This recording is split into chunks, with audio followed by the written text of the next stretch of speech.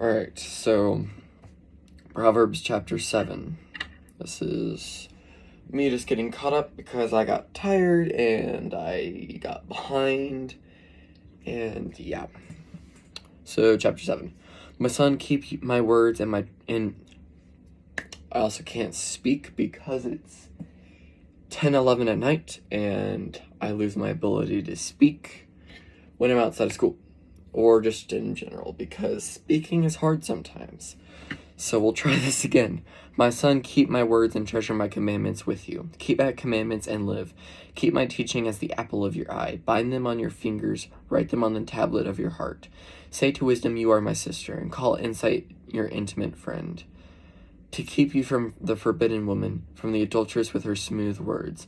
For at the window of my house I have looked out through my lattice, and I have seen among the simple, I have perceived among the youths, a young man lacking sense, passing along the street near her corner, taking the road to her house, in the twilight, in the evening, at the time of darkness, night and darkness. And behold, the woman meets him, dressed as a prostitute, wily of heart. She is loud and wayward, her feet do not stay at home. Now in the street, now in the market, and at every corner she lies in wait. She seizes him and kisses him, and with bold face she says to him, I have to offer sacrifices, and today I have paid my vows. So now I come out to meet you, to seek you eagerly, and I have found you, to spread my couch with coverings, colored linens from Egyptian linen. I have perfumed my bed with myrrh, aloes, and cinnamon. Come, let us take our fill of love till morning. Let us delight ourselves with love, for my husband is not at home. He has gone on a long journey. He took a bag of money with him. At full moon he will come home. With much seductive speech she persuades him, and her smooth talk compels him. All at once he follows her, as an ox goes to slaughter, or as a stag is caught fast, till an arrow pierces its liver, as a bird rushes into a snare. He does not know that it will cost him his life. And now, O sons, listen to me, and be attentive to the words of my mouth. Let not your heart turn aside to her ways. Do not stray into her paths. For many a victim has she laid low, and all her slain are a mighty throng. Her house is the way to Sheol, going down to the chambers of death. So, kind of like the end of chapter 6, it's another warning against adultery, and this one's specifically titled Warning Against the Adulteress. That's a big thing in Proverbs. Like, there's a lot of things in Proverbs, but a big one that I see a lot is adultery, warnings against it, and warnings against the adulteress. And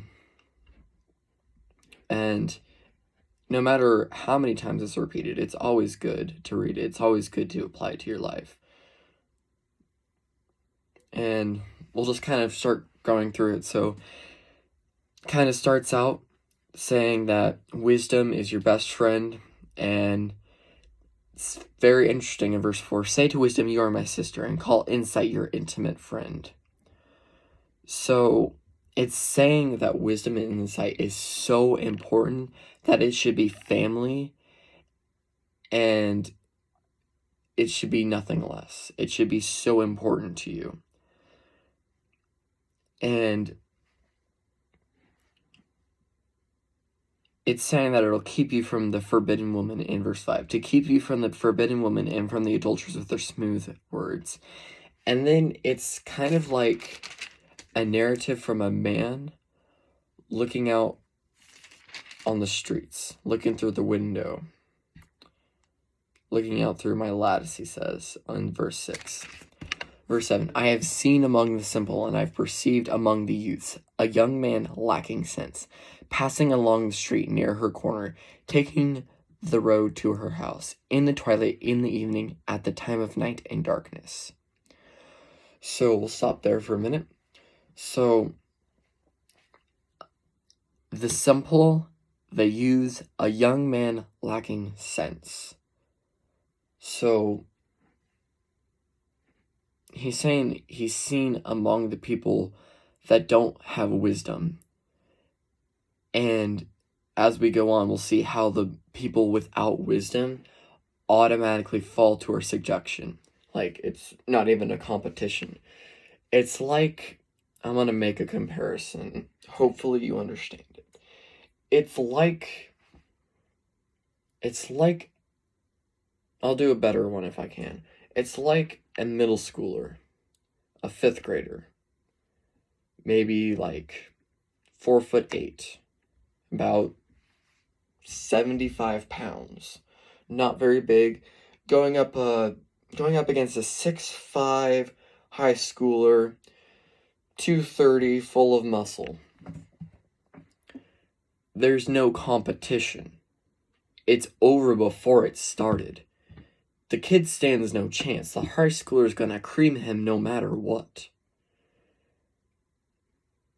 It's the same thing here. Since the young man, the simple, the youth, since they don't have wisdom, they're already done. The fight's over before it started. They have no weapon to combat the seduction of the forbidden woman. And as we go on in verse 10, we'll see how it says in verse 21, with much seductive speech, she persuades him. With her smooth talk, she compels him. All at once, he follows her as an ox goes to slaughter, or as a stag is caught fast, till an arrow pierces its liver, as a bird rushes into a snare. He does not know that it will cost him his life. It's over before it started. She already seduced him, and it's over. He doesn't know the consequences because he doesn't have the tool of wisdom. That is why it is stressed so many times in Proverbs that wisdom is so important. Because these youths, these simple people, the young man lacking sense, did not have wisdom. He was seduced, and it's already over. So verse 10 through 20, it's basically how it's saying that she's always lying in wait, looking for someone's life to prey on. And she found one. And lucky for her, it was a senseless one, lacking sense. And just like in 21, 22, 23, it was already over before it started. She seduced him, followed her like an ox goes to the slaughter, or as a stag is caught fast, till an arrow pierces its liver, as a bird rushes into a snare. He does not know that it will cost him his life. Battle's over before it started. He's already dead. Now it says in the last part, verse 24, and now, O sons, listen to me, and be attentive to the words of my mouth. Let not your heart turn aside to her ways, and do not stray into her paths. For many a victim she has laid low, and all her slain are a mighty throng. Her house is the way to Sheol, going down to the chambers of death. Her way is not life, it is down to the chambers of death. If you make that path, if you go down that road, you're going to death. You're going to your own destruction. Her house is the way to Sheol, going down to the chambers of death. I can't stress how important that is. That's why it stresses how important wisdom is. Because if you don't have wisdom, you're just like this senseless young man, the simple, the youth, the young man lacking sense. You get seduced easily. It's not a competition. And then you're let down to the chambers of death. Without even knowing it. He does not know that it will cost him his life. That is why it is so important that we pursue wisdom and we gain as much as we can, and we don't just throw it away. We hold on to it. We wrap ourselves around it, and we use it in everything that we do. That is why it is so important. And this is just one example. Like, adultery is not the only thing we are to overcome in this life. That is minuscule among the many things. So this is just one reason we should do it. And it says this one way leads down to the chamber of death. How many other ways lead down to the chamber of death? There's so many. That is why wisdom is important. That is why he's stressing to us in every part of it.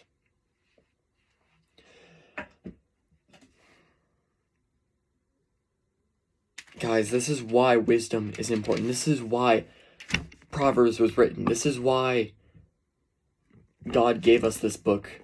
This is why it was all part of God's plan. And it says in this book is not meant for Jews, it's not meant for Gentiles, it's meant for everyone. And the reason is wisdom. It's for everyone, to keep us from death, to keep us from being seduced by an adulteress, evil men, sin, everything, lust, every sinful nature.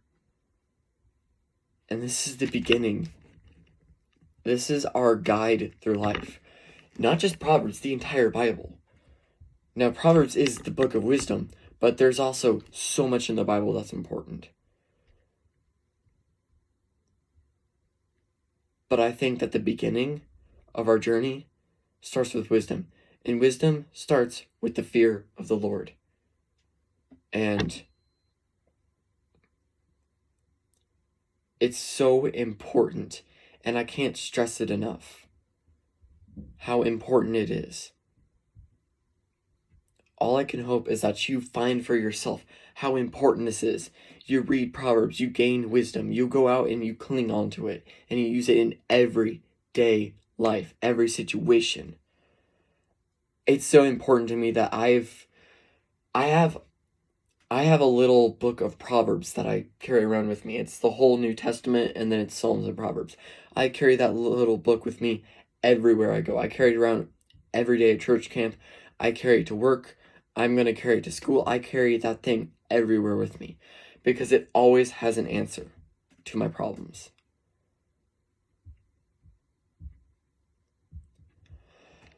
I guess my final thought for this video is, how much wisdom can you obtain? How much do you want to live? How much do you want to gain wisdom so that you will live and you won't just be drawn down into the chambers of death with not even knowing that it will cost you your life? How far are you willing to go to gain the wisdom? And then how far are you willing to go to keep that wisdom and use it in every part of your life, every situation, every day, every second of every day of your life? How far are you willing to go? Recently, I've made a bunch of poor decisions. I got into a few fights with my brother, and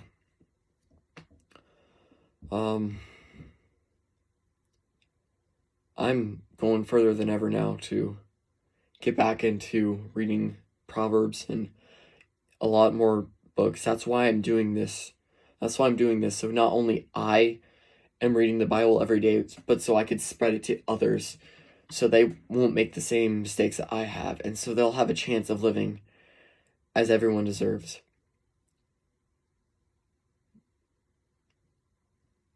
We all need to seek out wisdom and hold on to her and use her in our everyday lives. It's my final thought for this video.